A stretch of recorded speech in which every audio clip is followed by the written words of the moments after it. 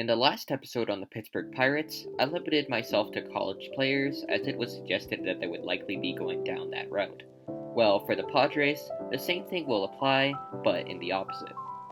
Yup, I'm going to be limiting myself to high school prospects only, as the Padres have shown a clear preference for that strategy. They haven't drafted a college player in the first round since 2016, and I don't think that they will be breaking that here with the success they've been getting from their other high school developments.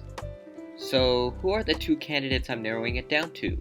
Those players would be Austin Hendrick and Mick Abel. Though, before we start, let's get some context on the Padres system, but even before that, let's discuss the history of the Padres drafting high schoolers. In GM AJ Preller's tenure, the 7 first-rounders he's drafted so far have consisted of 5 high schoolers and 2 college players. In fact, the Padres for the last 3 drafts have exclusively gone through the high school route, and it's worked out pretty fine.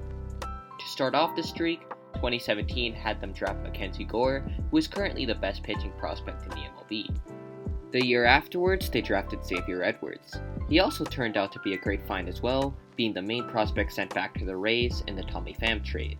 In the same draft, they also drafted Ryan Weathers, who himself is a top 10 prospect in the Padres system. And finally, last season the Padres drafted CJ Abrams at 6th overall, and he represents their second best prospect with his strong hitting skill. No matter how you slice it, the Padres have been doing really well with their drafting of high school players, with only Hudson Potts struggling, being drafted all the way back in 2016. So, what about college players? Not horrible, but not nearly as successful as the high school drafting. Eric Lauer was alright with the Padres, but likely won't be an ace like Mackenzie Gore.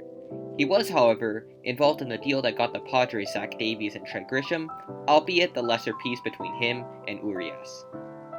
The other college pitcher drafted by the Padres was Cal Quantrill, who has so far had some struggles as a Padres pitcher. He is still young at 25 and can turn it around, but once again he's nowhere near the top-flight talent that the high school selections have morphed into. So with all that success, I believe that the Padres won't be looking to change up their strategies and will continue drafting high school players. Now we can finally move on to the context of the Padres system. The Padres farm system is fantastic, and some of the successes there are starting to show at the MLB level.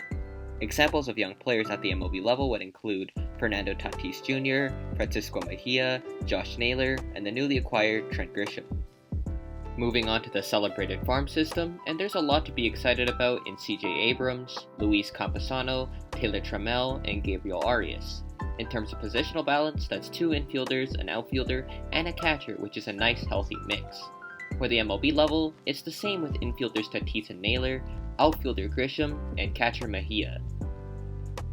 Now, the positional prospects are great and all, but the pitching just happens to be even better. At the MLB level, they are led by young pitchers Chris Paddack, Cal Quantrill, Zach Davies, Joey Lucchesi, and Dinelson Lamet. That's already 5 pitchers that are either quality or are going to be quality, but there's even more pitching talent stored within the farm system. Expanding to reach them, the Padres pitching are joined by Luis Patino, Michael Baez, Adrian Morejon, Ryan Weathers, and Joey Cantillo. So, as much as the positional prospects look good for the Padres, the pitching happens to be even better. So, for a chance at getting the Padres positional group to the same level as the pitching group, we start off with the analysis of Austin Hendrick. Now, I don't have access to high school stats, so I'm just going to be using scouting reports for this section. Austin Hendrick has quite a lot of power within his bat. With his quick hands, he gets a lot of bat speed in his swing, resulting in tons of natural pop. With this home run power comes a lot of swing and miss, though as a hitter tries to go for more home runs, it's only natural for strikeouts to increase, so I wouldn't be too worried about that. As for where his ceiling is offensively, Hendrick is considered one of the best in that regard due to that earlier mentioned natural pop. In fact, MLB Pipeline even considers Hendrick to have the most potential offensively, and some reporters even give him comparisons to Shohei Ohtani and Cody Bellinger. If you're looking for high upside offensive talent, Hendrick is somebody you cannot miss. Defensively, Hendrick has proven that he can play center field, although some scouts believe that a move to right field may be better to take advantage of his strong arm. Nevertheless, he is an athlete, so if the Padres were to draft Hendrick and wanted to develop him as a center fielder, they would likely see no problems. Overall, if a player is getting comparisons to Cody Bellinger and Shohei Ohtani, it's obvious that they are quite a great prospect. Though, what about Mick Abel?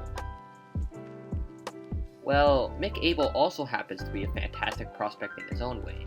Standing at 6'5" and 190 pounds, Abel should only grow stronger as he ages.